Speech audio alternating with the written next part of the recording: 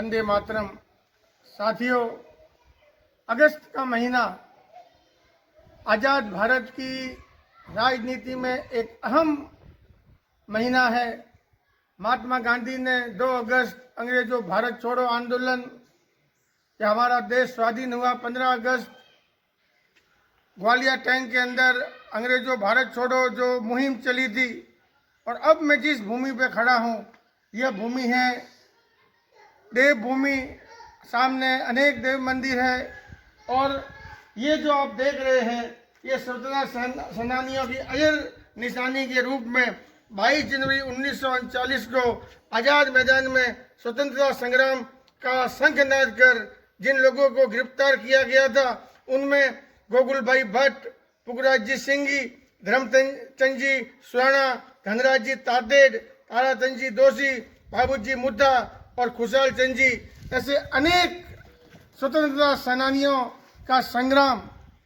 वर्दी शंकर जी त्रिवेदी, रेवा शंकर, कापड़िया, जगन्नाथ जानी इत्यादि जिले के स्वतंत्रता सेनानियों ने देश की स्वाधीनता संग्राम में हिस्सा लिया।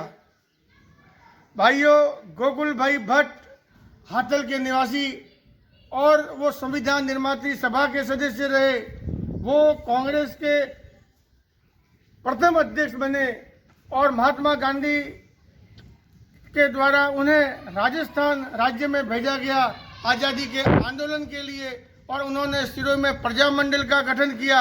उसके बाद में राजस्थान राजपूताना प्रांतीय देशी राज्य परिषद 1946 के वो पहले अध्यक्ष बने और पंडित जी नेहरू और सरदार पटेल की आज्ञा पर रियासतों का भारत संघ में विलय के लिए उन्होंने काम किया।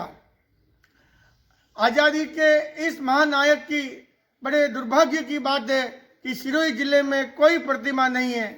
आज प्रदेश के मुख्यमंत्री अशोक जी गहलोत को जिला कलेक्टर के मार्फत एक ज्ञापन सौंपा है स्वर्गीय श्री गोकुल भाई भट्ट स्मारक समिति द्वारा, जिसके अध्यक्ष हमारे एडवोकेट सुरेश जी सुराणा है और वो पहले से प्रयत्नशील है। लेकिन आज तक यहाँ पर सिरोही जिले के अंदर गोकुल भाई भट्ट जो राष्ट्रीय नेता थे, गांधी, नेहरू, विनोबा भावे, जेपी, भूलाभाई देसाई, श्यामल दास गांधी, बैरिस्टर रजनी पटेल, राष्ट्रीय नेताओं के साथ उन्होंने काम किया। यह सौभाग्य है सिरोही जिले का। देश का संविधान बना, उसमें भी नेहरू जी का हस्ताक्षर, नेहरू जी के साथ संविधान निर्माती सभा में गोकुल भाई भट्ट की सहभागिता रही। आजाद राजस्थान को स्वर्णिम बनाने, आधुनिक राजस्थान की नींव रखने, नशाबंदी के लिए, खादी ग्रामोद्योग के लिए, महात्मा गांधी के बताए मार्ग पर चलने के लिए वो आजीवन कृत संकल्प और अडिग रहे। मैं मुख्यमंत्री अशोक जी गहलोत से प्रार्थना करता हूं कि कांग्रेस के इस सिपाही जो राजस्थान कांग्रेस का पहला अध्यक्ष था, जो अहिंसा की नीतियों पे चले, लेकिन उनका यहाँ पे कोई स्मारक नहीं है। मैंने विधायक संयम जी लोढ़ा से भी यह आग्रह किया था। उन्होंने सिरोही के आयुक्त से कहा था कि इसको इस बार के बोर्ड मीटिंग में पहले प्रस्ताव लिया जाए।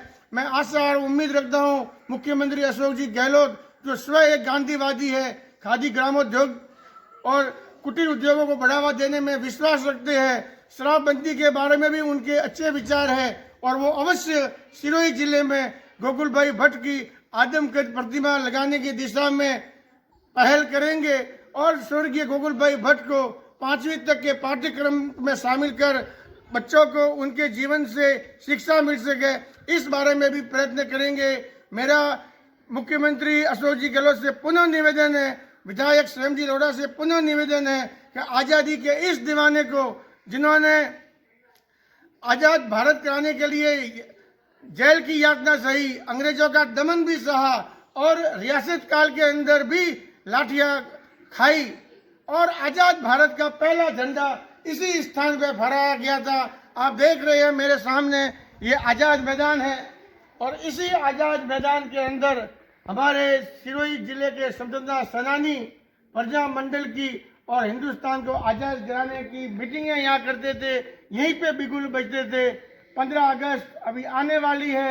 हम आज जो आज़ाद है स्वतंत्रता सेनानियों की बदौलत है और मैं राज्य सरकार से पूरी उम्मीद रखता हूँ कि पब्लिक पार्क के सामने जो हाथल जाने का मार्ग है, शिवगंज से रेवदर का मार्ग, उस स्थान पर अगर गोकुल भाई भट्ट की आदमकद प्रतिमा लगती है तो आने वाली पीढ़ी और युवा पीढ़ी को उनके बारे में जानकारी रहेगी और हम उनकी स्मृति को अमिट कर सकते हैं। धन्यवाद। मैं हरीश दवे, सिरोही वाले से।